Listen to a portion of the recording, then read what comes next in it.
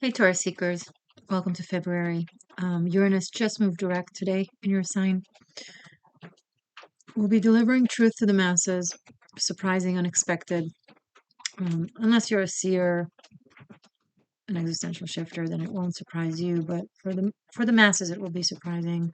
A lot of these truths will be relayed by you through your archetype, because Uranus is in Taurus. So good luck, and thank you for partaking in an important part, taking an important part in the expansion of humanity's consciousness.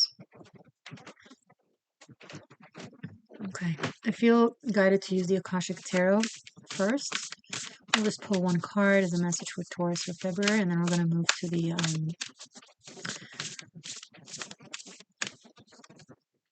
Spellcaster's Tarot.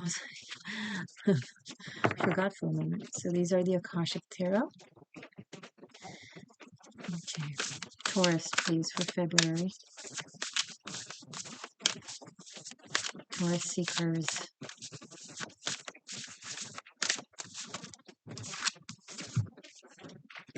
The King of Scrolls. Interesting. Okay.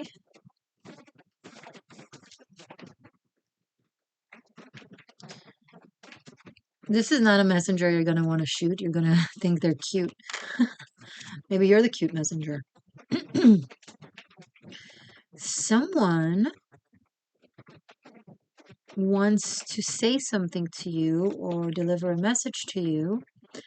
Currently, as I'm recording this, as I speak, they're hesitant. I feel like they will do it. They're a king. It's cardinal energy. It's active energy. They're not going to stand idle. They're waiting for a sign from you of some sort. It doesn't have to be something too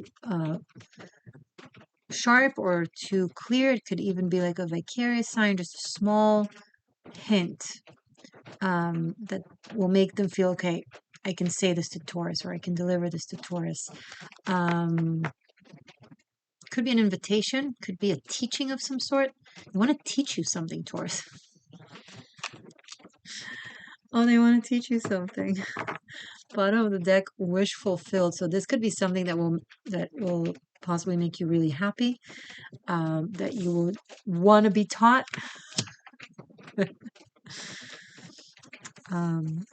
Oh yeah, this goes down the rabbit hole, but we'll leave it at that when it comes to the Akashic Tarot. A wish fulfilled, delivered to you by a cute king.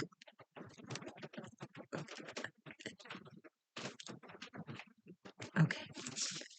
Have fun, Taurus. I don't know what the message is. They know. You'll find out soon. Okay. Let's see what the tarot has to say. As I mentioned, Spellcaster's Tarot. Sorry, it's raining outside and it's cozy in here, so I'm taking my sweet time. It's how Taurus does it, no? Happy Valentine's Day, right? February is Valentine's Day. I forgot about that in the other videos. I'll make a video dedicated for that mid-February, leading up to it. Taurus, please, for February.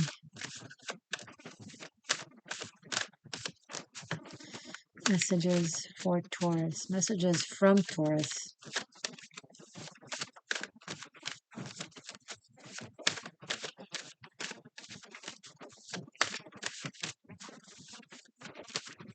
Message from Taurus.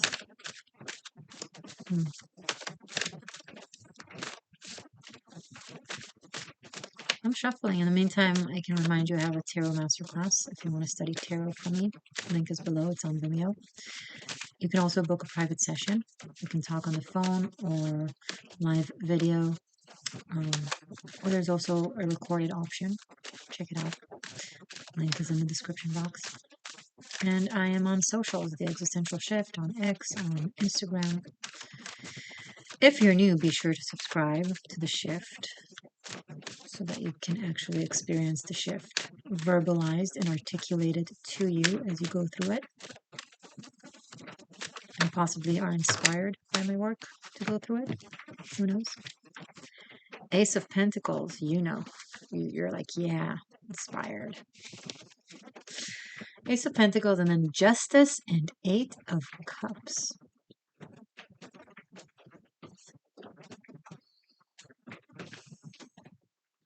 You know, when the truth sits so strong and is so undeniable, you don't need to work hard. You know what is, you know it is, and you trust the cosmic order and cosmic justice to deliver it. And you let go. You're like, it's out there. Now, with the Ace of Pentacles and the Justice card, it's never truly passive. Sword must be brought down with judgment, verbalized, articulated, clarified. Truth needs to be said. That's why we have a mouth and language and verbal skills. But the worry and the inner struggle can be let go of, because this is undeniable.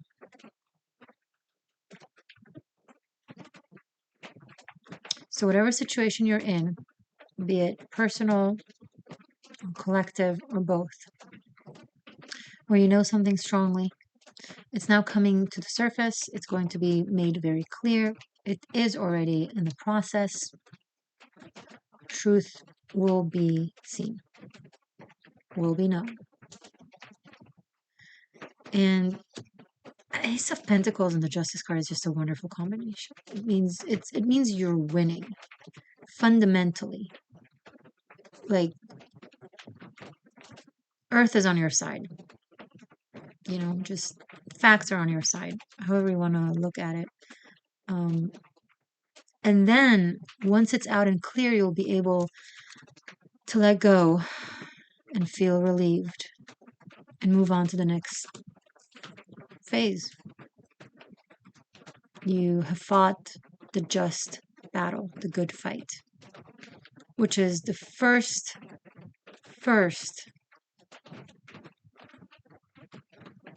meaningful test, trial of the spiritual warrior, spiritual seeker, teacher, whatnot. Because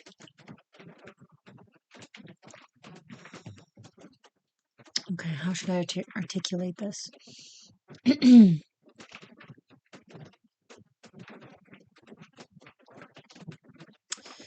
If someone sits in their palace above the people, they're higher and mightier, and the people are at their service, do everything for them, and they're kind of detached from the people and aren't connected to what it is that the people are going through.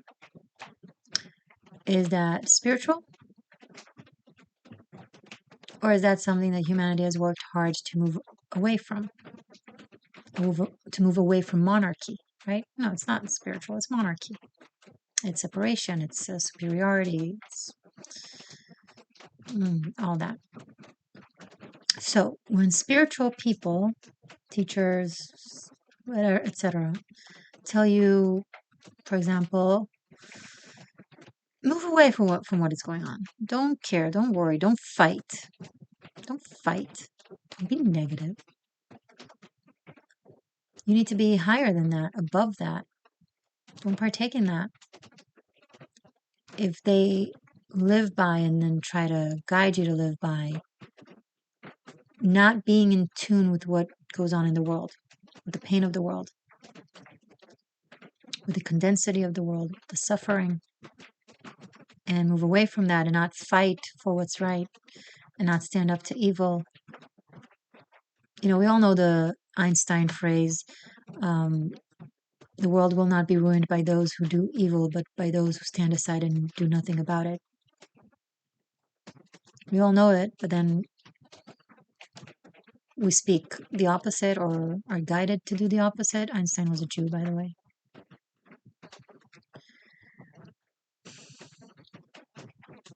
We are not in 5D now. I've spoken about this on my Pluto and Aquarius video. Currently, when it comes to the process of moving towards the new Earth, not only that we're not in 5D, we are in the slingshot. We're like being stretched back before the rapid acceleration process and the growth and the expansion and the move into the new Earth frequency. And this is the biggest test right now, the biggest and hardest. Who amongst you is actually spiritual and is in alignment with new Earth frequency? And who amongst you just lies to others or even lies to yourself and is actually a monarch, wanting to sit on the cloudy palace, high frequency palace, while the rest are at your service, fighting the good fights for you while you don't get your hands dirty, and simultaneously patronize them for even allowing you to have these thoughts safely. That is also monarchy. Tyranny even depends on how you look at it and how far you take it. Oh, you little low frequency warriors in conflicts and in battles. You're not as good as me sitting on this royal cloud, acting like a king that isn't in tune. It's okay to be a king and a queen when you're in tune with the people. That makes you a leader. But when you're not in tune with the people, and you don't have compassion and empathy, and you don't know their struggle and their pain, first of all, that's not empathy, meaning it doesn't resonate with the new earth frequency. Because spirituality and 5D and higher dimensions are oneness, unity consciousness that is fundamentally based on empathy, on the ability to feel another. Your pain is my pain. So if you're in pain, I should respond just the same as I respond to my pain. Heal it. Stop it from continuing first and foremost, and then heal it, addressing it, right? Not acting like I'm better than that.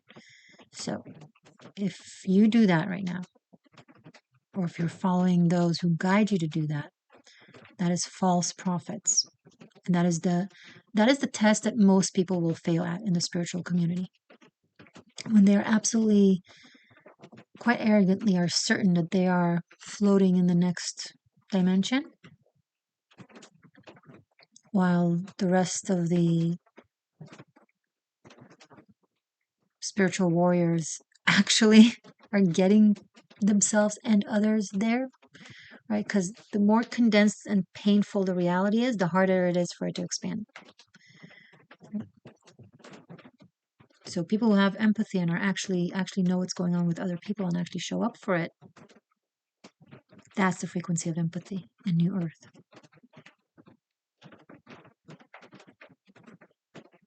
A lot of people talk about the New Earth now, who are guiding you to how to get there. If they use guidance such as stay away from it, don't know what's going on, take care of yourself, da da da da da. Of course, take care of yourself.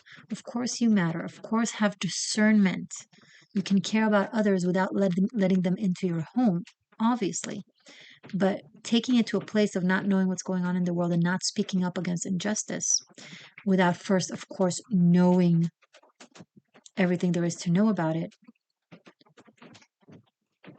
No. They're not taking you there. They're taking you downward. And I'm saying it with sadness and love because a lot of these people, I follow them and I think they're great in all kinds of other ways, but they fell into the trap. And it's sad. I'm not mad at them or hateful to them, but I feel sorry for that situation. And most importantly, I'm concerned for the people that they guide. I don't think they have ill intent. I think it's a level of lack of self-awareness, which brings me to what is enlightenment, right? What is higher frequency? It's awareness. If you don't know what's going on, if you don't follow anything, if you're better than that, then you're not better than that. And it's a choice. It's a legitimate choice to live as a person in the world. But then you can't claim to be a spiritual wawa. Wawa.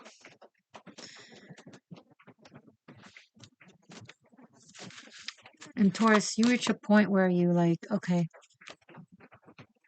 I've done the most that I can do.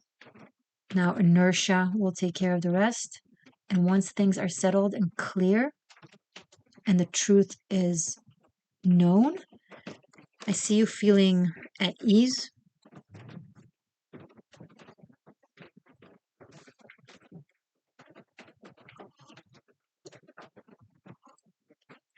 Like your spirit is like, okay, now I can rest.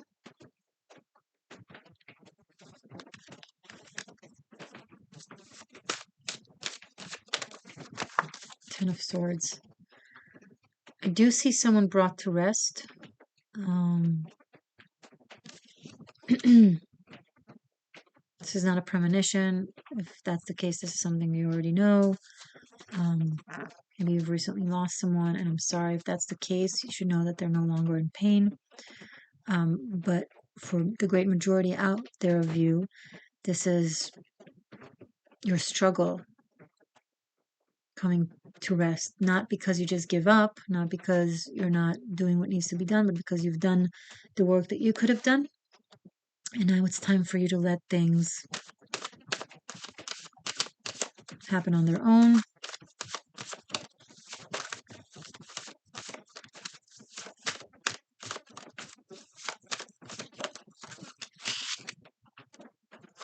Six of Cups. It's time for you to return to being childlike and connected to family, to friendships, to loved ones, to a soulmate, and feel like you're a part of something and find peace and serenity and just contentment. You have done so much, Taurus.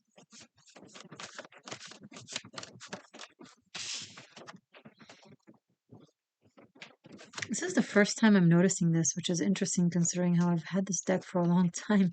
Seeing the Six of Cups, how there's, you see the Star of David here?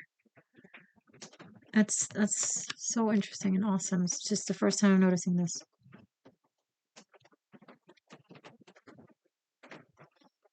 And the fish. First time I'm noticing them too. And look, there's a yellow flower. Don't you just love it when the cards act in serendipity? Okay, Knight of Wands. Some of you are traveling. I see a short travel, like a few days. Maybe it's for work, maybe it's for a quick trip.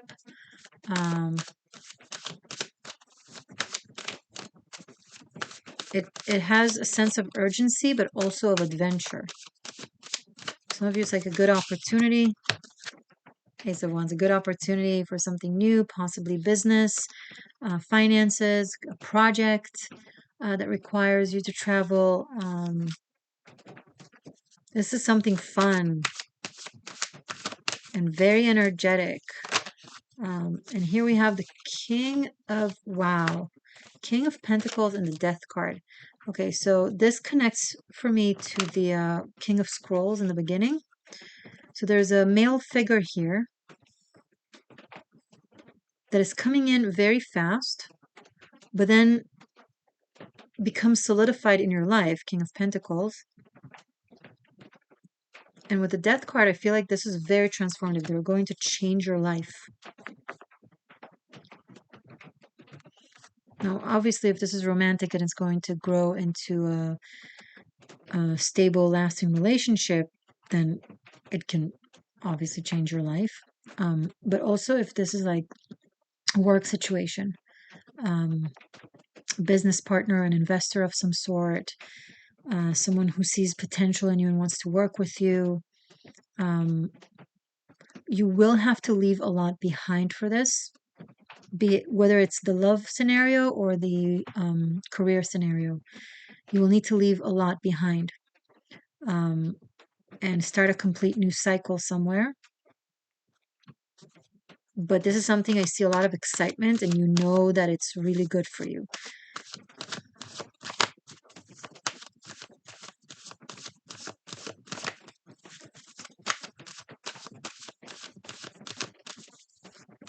I think it will be very clear by the full moon in Virgo, which is at the end of February, the end of the month.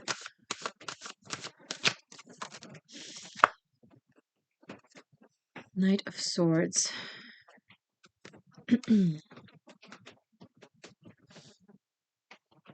There is some aggressive energy on the table. Could be a sense of competition or conflict. That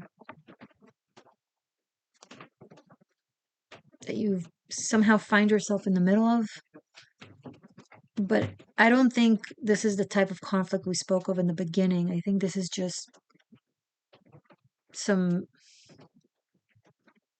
spewing of negative energies, and that is something you want to move away from and not be a part of.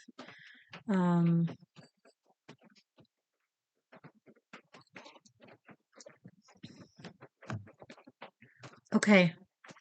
I'm picking up on someone from the past that you've lost, possibly tragically. Maybe they died in a car accident or in somehow violently, and I'm so sorry if that's the case. From the past, I'm not predicting anything. I think something to do with them is coming through this month. I don't know if it's information that you didn't know, or just new information, or something happens in relation to that.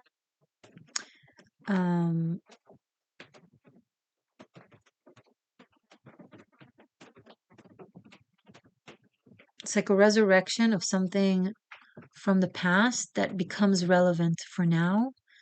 No, not an ex, not like that. Like something, like an event in your life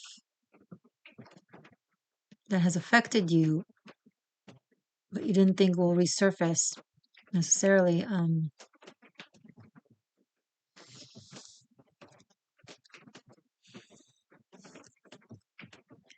So February is actually, it's the Chinese New Year, and February is going to feel like a new year for you.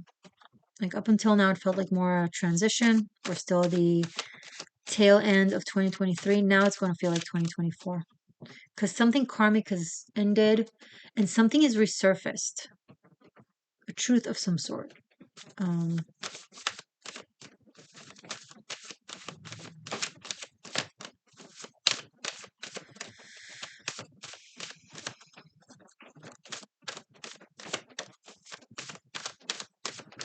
Show me more, please, for Taurus for this reading for February.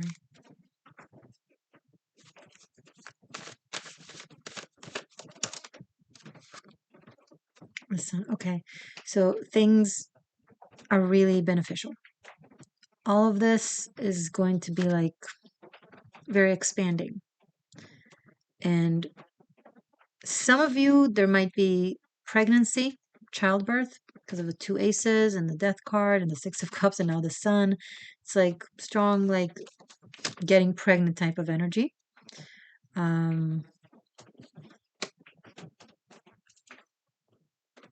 Could happen a surprise, but I see it as like a happy occasion with the Fool card at the bottom of the deck, like a beautiful restart. Clean slate. Of a life that is calmer. It's like you passed the test, Taurus. You showed up for the world. You showed up for truth. You showed up to fight the good fight. And now, due to that, you'll get to experience actual serenity and joy and the beauty of life and harmony and peace. That's great.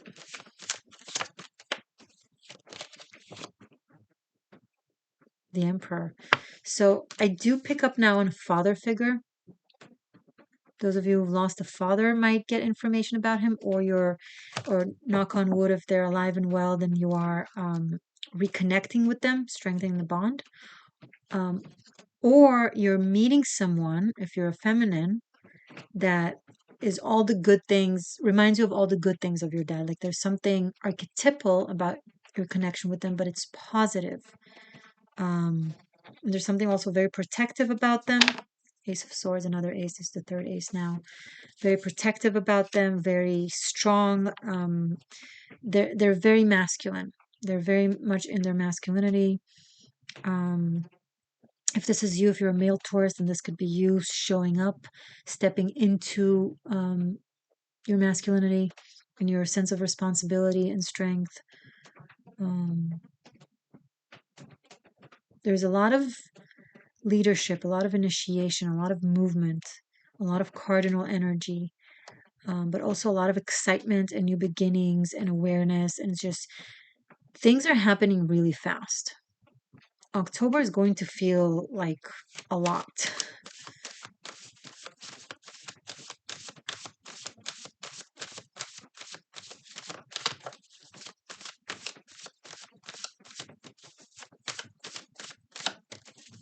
This is very raw and primal attraction coming through.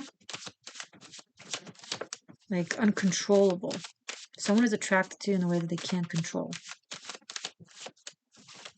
But it's not, I don't see like malice or Stan like energy. It's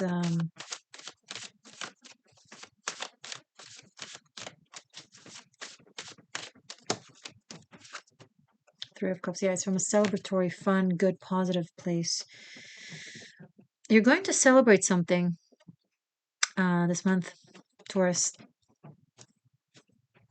Something is going to work out really well. There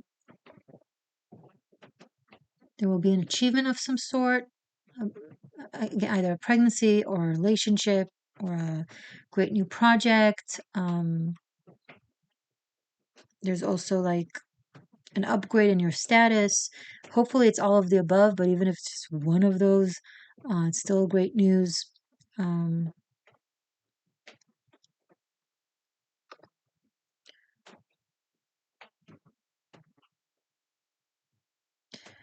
Okay, Taurus, stay magic, stay true. I love you.